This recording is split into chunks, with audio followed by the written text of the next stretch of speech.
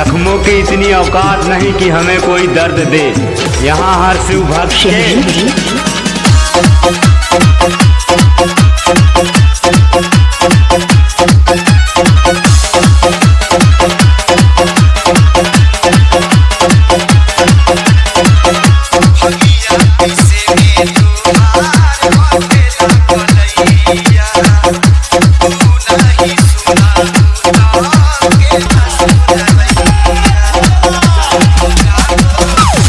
सबने फेंक दिया था मुझको पत्थर सा उछाल कर, हीरे के जैसा रखा है महादेव ने मुझे संभाल कर।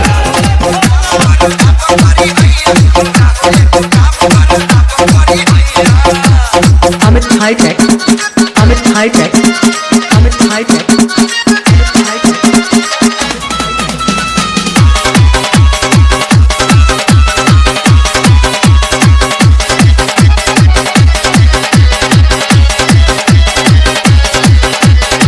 इशारों पर दुनिया नाचे, उसके चेले हैं हम, हमारे साथ महादेव हैं।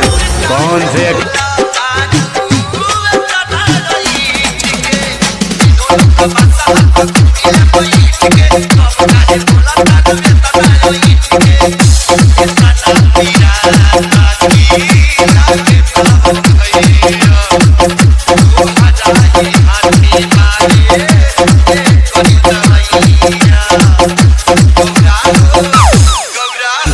तुमने तो सिर्फ मेरी मुस्कान देखी है।